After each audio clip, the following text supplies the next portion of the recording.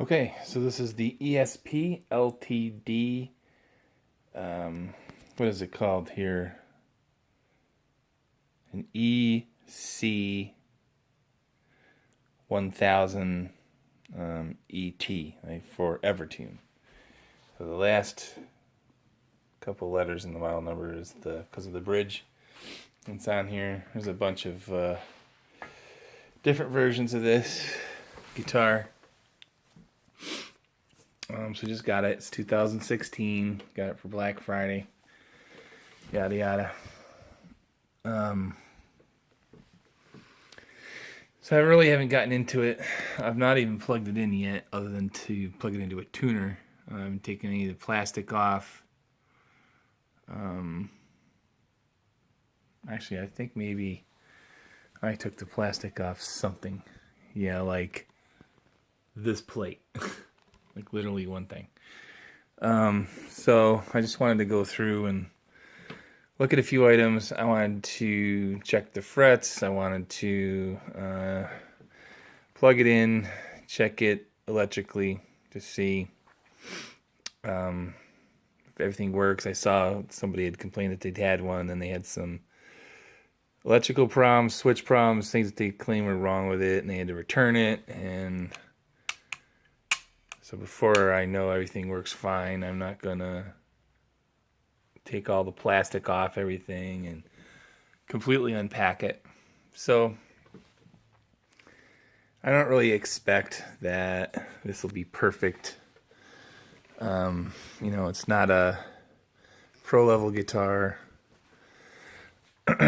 It's a nice intermediate level guitar. So I know the setup won't be perfect. But I'm going to check a few things on it, and one of the items I'm going to check is the frets. So one of the ways I do that is I have a couple of things that I bought. I'll bring them over. One is this. So got this from Philadelphia Luthier Tools and Supplies. It's pretty cool. It's a rocker. It rocks on the frets. And so, for instance, you would take it, you would lay it across a few frets rather, and you rock it back and forth. And if you hear it ticking, then that tells you that on the middle fret there's a high point.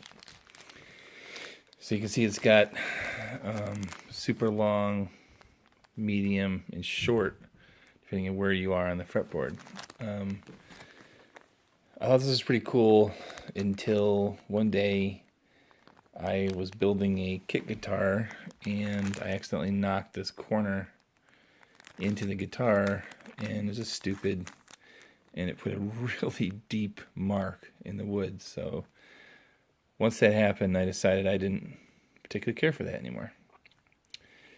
So I just chalked it up to being clumsy. But then I saw this little kit. I don't remember where I bought it, but you go ahead and do your own searches. But maybe if I remember it, I'll put it in the description someday. No promises. But it's basically these 3 dowels. Actually, let me bring it back over here. It's more flat. And these aren't perfect either, but for the most part, they have a rounded chamfered edge. I think only this big one has a kind of a squarish edge right here, which I don't care for. The rest of them are fairly well rounded, but what you do is you rock these dowels on the frets, and when you hear the ticking, that tells you that you have a fret that needs to be adjusted. So I'm laid across there, try to rock it. I don't have anything. Try it again. Nothing. Nothing. I have a little bit of tick. See if you can hear it.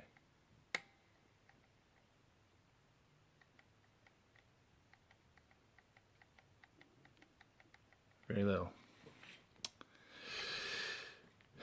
So that would indicate that this fret right here is higher than this one or that one. So you would just kind of move it around, see if it gets worse in the middle. Make sure you're overlapping. And it's very small, very slight. Very slight. And then basically you go up and down the fretboard with these things, and then you get to a point where you use the next dowel up. So this becomes too long. It goes over more than the 3 frets. So you got to switch. You move up. And there's a few. I've already checked. That's a pretty good tick. And so what I would do is I would take a black magic marker and draw on the fret all the spots that it ticks. I would check here, move up, move up, move up across. Like this side here could be fine, but the middle and this end could be high. So on the sections that are high, I take a black Sharpie and just draw on the fret itself, and then that would kind of tell me later which ones I needed to fix, what I had to look at. And then there's this whole, in this particular kit,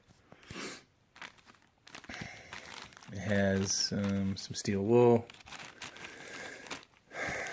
some sandpaper, a little sanding block that has like the shape of a fret in it, so I can slide it in and over. It wasn't too expensive. You can find these things. This is 400 grit.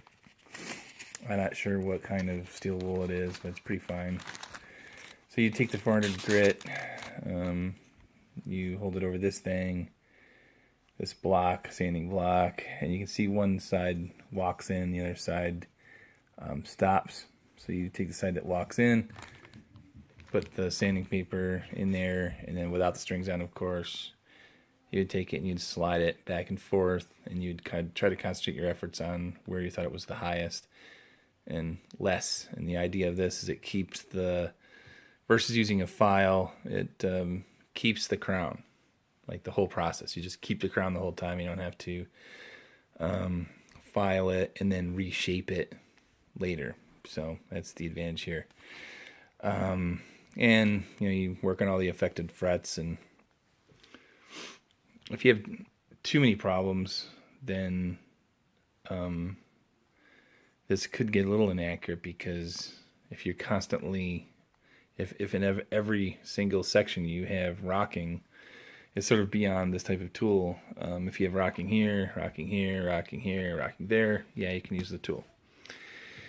If you have multiple frets side by side that are rocking, then you're really going to need a leveler, which is, I mean, they make them, they're fairly long. They might be 5, 6, 7, 8 frets long.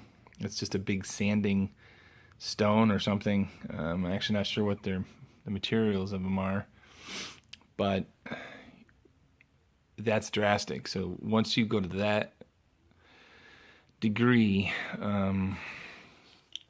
that means that you have a lot of frets that are out and different from each other, and then when that's done, you have to reshape them, you have to re-crown them. So that's a lot of work. I've not had to do that ever. I don't even have a leveling tool, so I hope I never have to get one. Although I might on the kit guitar, but I guess that would be okay, since it's, well, it's a kit, it's cheap, right? With store-bought guitar, especially a guitar that comes in retails just, you know, around the $1,000 mark, I would not expect to have to do that. I would be very unhappy if I had to do that.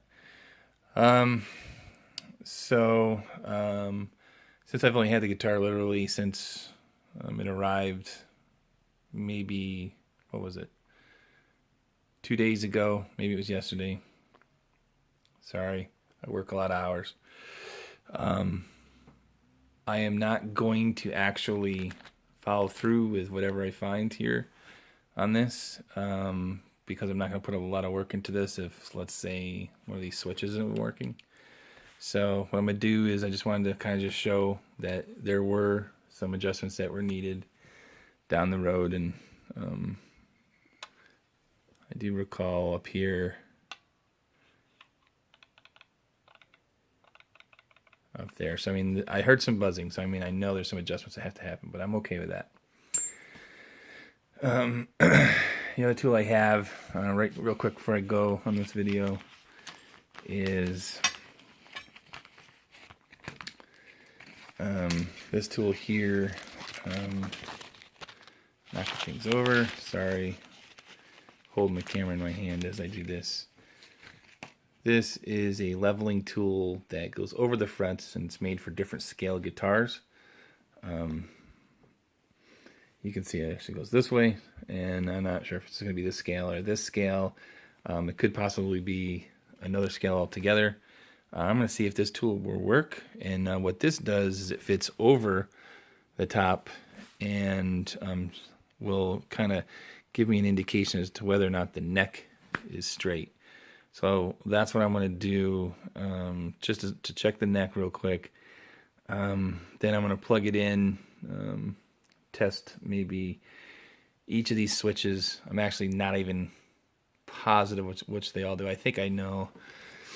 I think, you know, it's both pickups, bridge, or neck on here. And then I believe it's 2 volumes and a tone. But I'm going to check it all, and I will do that in the next video. So, see ya.